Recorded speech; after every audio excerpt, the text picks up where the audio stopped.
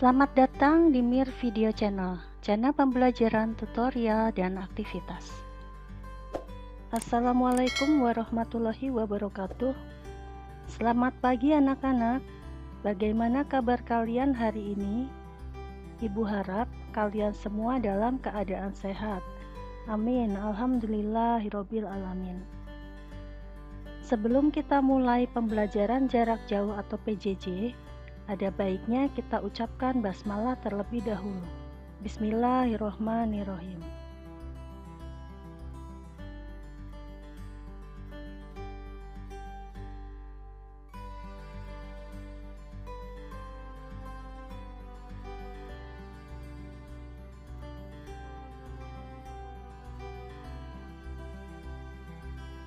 Halo anak-anak, pada masa pandemi ini, kalian jangan lupa memakai masker saat bepergian. Jangan lupa mencuci tangan dengan sabun setelah bepergian. Kalian juga boleh mandi.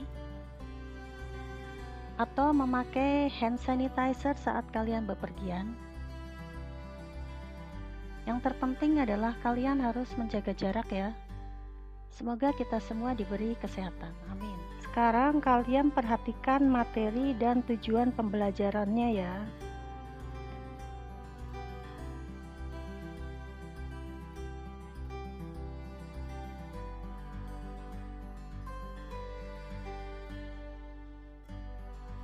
Tema hari ini adalah globalisasi dengan materi pembelajaran bentuk kerjasama Indonesia dengan negara ASEAN. Video ini merupakan video bagian kedua dari kerjasama ASEAN. Sebelum kita mempelajari bentuk kerjasama Indonesia dengan negara ASEAN, kalian perhatikan dulu Indonesia sebagai salah satu negara anggota ASEAN. Batas wilayah Negara Kesatuan Republik Indonesia, kalian bisa perhatikan peta berikut. Batas sebelah utara adalah yang paling atas ini. Karena ini Indonesia, berarti sebelah utaranya ada Singapura, ada Laut Tiongkok Selatan, ada Malaysia, kemudian ada Brunei Darussalam, ada Filipina, dan juga ada Samudra Pasifik. Ini adalah sebelah utara ya, sebelah atas kalau pada peta. Kemudian kita lihat sebelah selatan. Sebelah selatan berarti yang paling bawah. Di sini ada Samudra Hindia, ada Timor Leste, dan juga ada Australia. Untuk sebelah timur adalah sebelah kanan sini. Ada Papua Nugini. Dan tentunya ada Samudra Pasifik karena di sini masih Samudra Pasifik. Kemudian sebelah baratnya yaitu sebelah kiri ada Samudra Hindia, karena ini Samudra Hindia ini atau Samudra Indonesia ini luas sekali di sebelah sini. Nah, ini adalah batas wilayah dan tentunya kalian harus hafal ya, sebelah utara batasnya mana saja, sebelah selatan batasnya mana saja, sebelah barat batasnya mana, dan sebelah timur batasnya mana. Oke, kita lanjutkan. Jumlah penduduk Indonesia, pada gambar terlihat nih rakyat Indonesia sedang demo. Jangan kalian tiru ya demo ini ya. Jumlah penduduk Indonesia. Jumlah penduduk Indonesia secara periodik dihitung oleh lembaga pemerintah yaitu Badan Pusat Statistik atau BPS melalui program sensus penduduk. Kalian pasti pernah mendengar tentang sensus penduduk. Sensus penduduk dilakukan setiap 10 tahun sekali. Sekarang kalian perhatikan perbandingan jumlah penduduk di Indonesia dengan negara ASEAN lain per Juli 2017. Nah, di sini terlihat Indonesia, Malaysia, Singapura, Thailand, Brunei Darussalam, Filipina, Myanmar, Kamboja, Vietnam, dan Laos.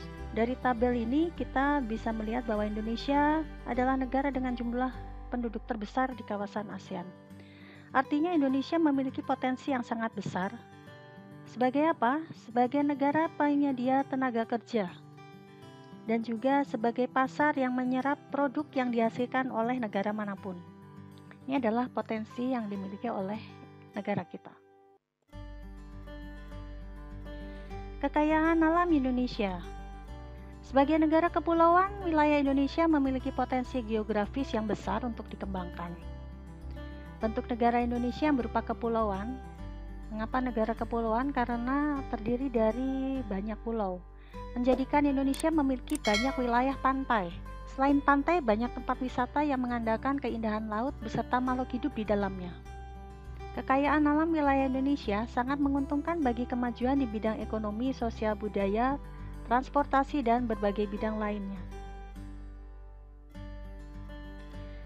Keragaman flora dan fauna menjadi kekayaan yang tak ternilai dan tidak banyak dimiliki oleh negara lain di kawasan ASEAN.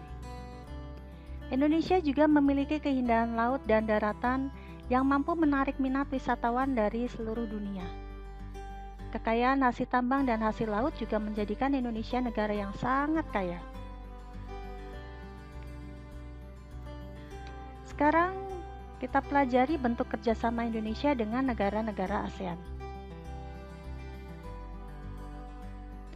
Yang pertama adalah kerjasama ASEAN dalam bidang ekonomi. Tujuannya adalah untuk meningkatkan jumlah perdagangan dan pertukaran jasa antar negara anggota.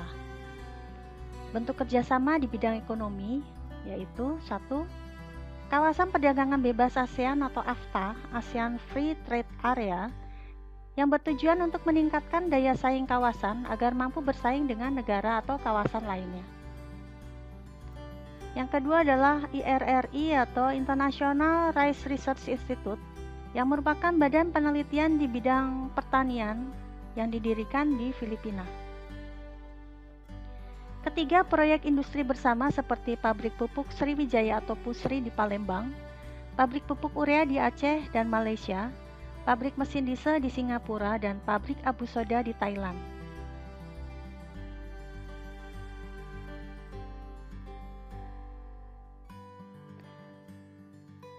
Yang keempat, mengembangkan jaringan transportasi.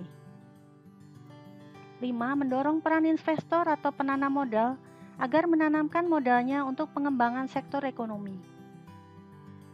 Keenam, membentuk pengembangan kawasan di bidang pariwisata, perikanan, dan perkebunan. Selain itu, kita lihat manfaat kerjasama ASEAN di bidang ekonomi. A. Meningkatkan perekonomian negara anggota. B. Memperkuat ekonomi regional di kawasan Asia Tenggara. Kemudian kerjasama yang selanjutnya yaitu kerjasama ASEAN dalam bidang pendidikan. Bentuk kerjasamanya di bidang pendidikan yaitu 1. Melakukan pertukaran pelajar serta pemberian beasiswa pendidikan bagi mahasiswa dan dosen. Kedua, melakukan penyetaraan ijazah di negara-negara anggota. Ketiga, membentuk kelompok peneliti antar anggota.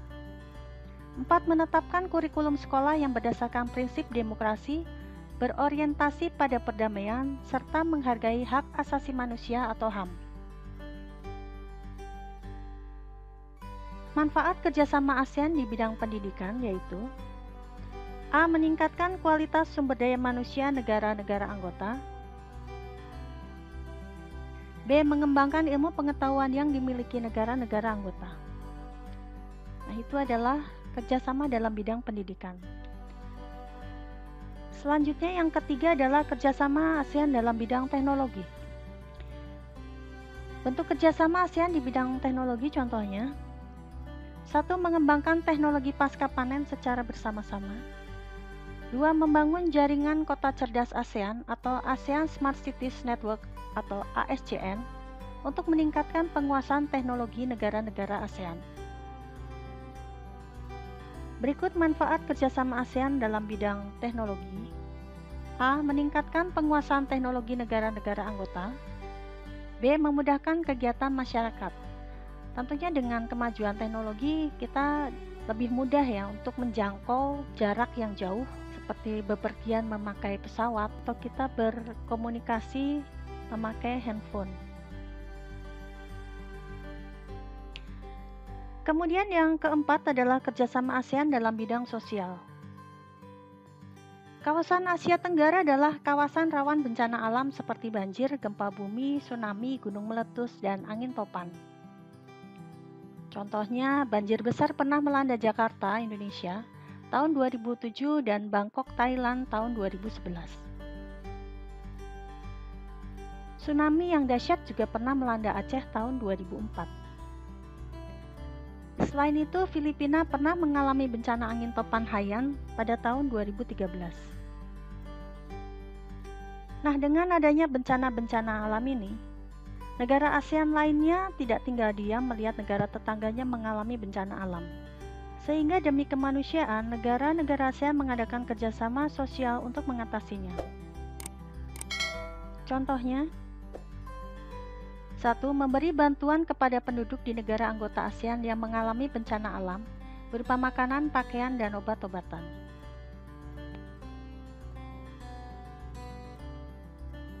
Yang kedua, bekerja sama untuk mengatasi peredaran narkotika dan obat-obatan berbahaya atau narkoba.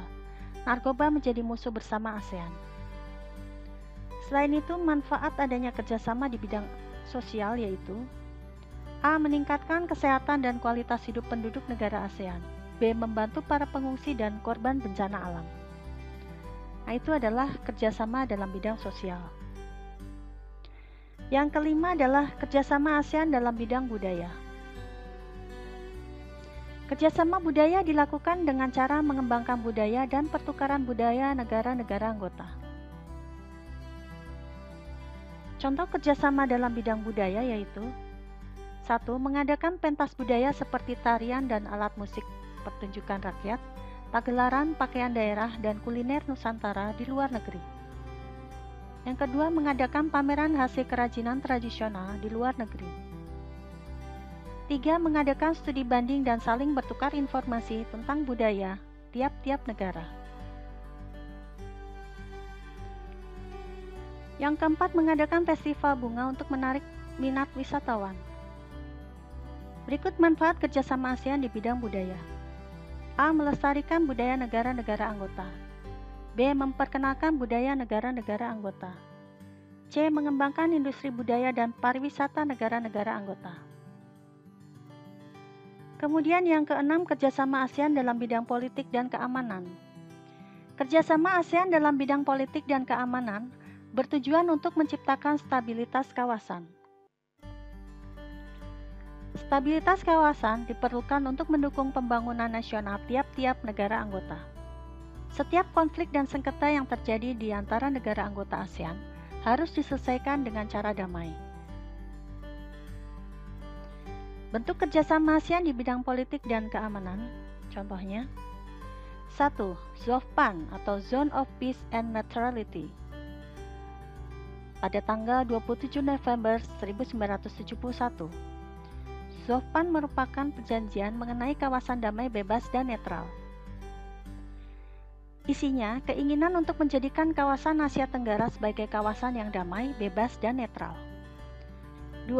Treaty of Amity and Cooperation in Southeast Asia, tanggal 24 Februari 1976 di Bali.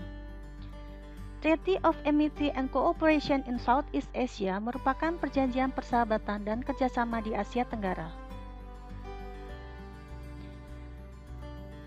Yang ketiga, Perjanjian Kawasan Bebas Senjata Nuklir pada 15 Desember 1997 di Bangkok. Isinya adalah larangan negara anggota ASEAN untuk mengembangkan, memproduksi, atau memiliki senjata nuklir. Yang keempat, pembentukan Komunitas Keamanan ASEAN pada 7 Oktober 2003 di Bali.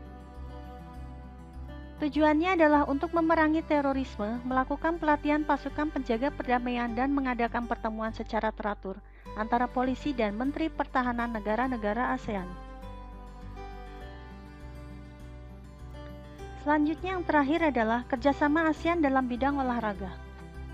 Kerjasama ASEAN dalam bidang olahraga dilakukan dengan mengadakan ajang-ajang olahraga yang negara pelaksananya dipilih secara bergiliran.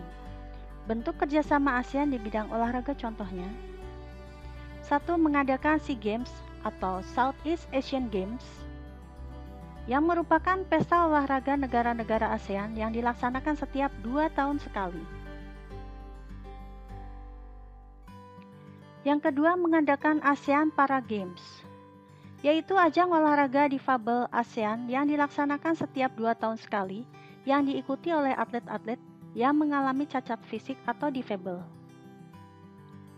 3. Mengadakan AFC atau Asian Football Championship, yaitu kejuaraan sepak bola ASEAN yang dilaksanakan setiap 4 tahun sekali. Manfaat kerjasama ASEAN di bidang olahraga adalah: A. Meningkatkan keakraban negara-negara ASEAN melalui kegiatan olahraga. B. Mengasah kemampuan dan meningkatkan semangat berprestasi para atlet. Nah, itulah kerjasama ASEAN dalam 7 bidang. Bagaimana anak-anak? Apakah kalian sudah memahami materi ini? Apakah kalian sudah mencatat? Nah, sekarang kalian perhatikan tugasnya ya.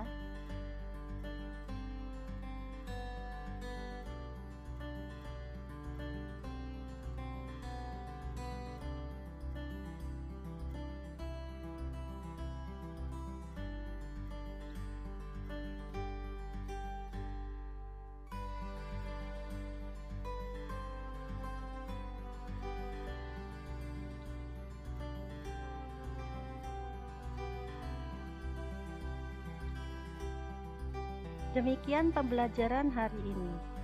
Selamat mengerjakan tugas ya. Sampai bertemu di video pembelajaran selanjutnya. Semoga bermanfaat. Wassalamualaikum warahmatullahi wabarakatuh. Terima kasih sudah menonton.